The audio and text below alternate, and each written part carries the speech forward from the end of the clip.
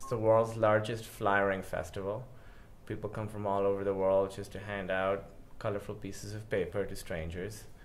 And there's some shows, but it's really just to support the flyering.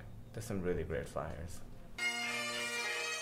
The craziest thing about the city is that there's a giant, can I swear? Yeah, go for it. Fucking castle in the middle of the city. It's like amazing. Like in the US, all we have is like the oldest McDonald's or whatever. It's really, really impressive to see like all the history, and it's a beautiful, beautiful city. I try to talk about that, but that can be a bit harder, especially in Edinburgh, because you get a lot of audiences that are older ladies. So I did this joke about a video game called Shinobi, and there were old ladies in the audience who were like, I literally have zero idea what you're talking about. They thought I was just making stuff up.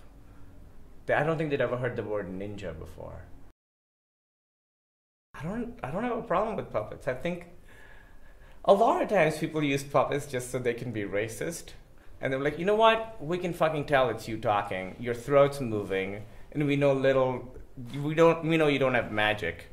Clearly these are your racist thoughts coming out in these. I don't want to say anybody's name, but I think it's very easy to guess if you're from America who I'm talking about.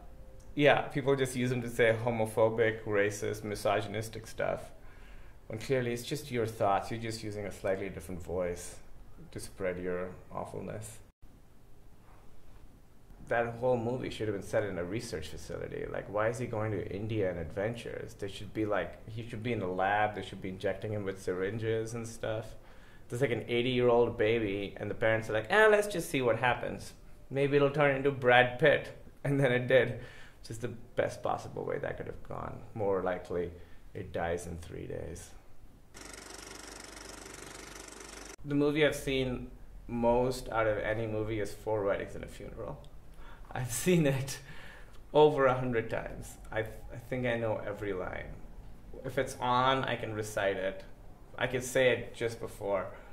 And that scene actually where Hugh Grant in the beginning gives the best man speech, that's kind of why I became a stand-up. Like, I thought that was so funny, and I watched it so many times. And Hugh Grant is a very handsome man.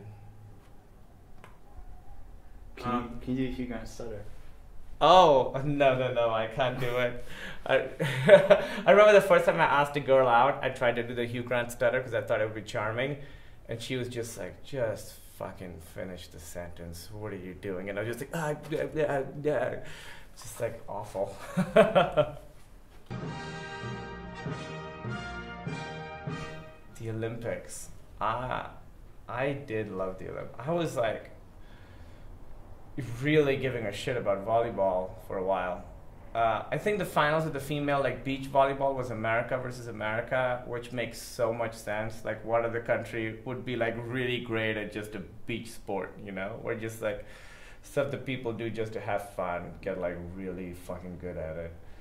I saw there's one country called Nauru that has like 9,200 people, and they send like one guy, and the whole country does weightlifting, and then every Olympics they send one guy, and this guy was just like walking around like, oh man, I've got a lot riding on my shoulders.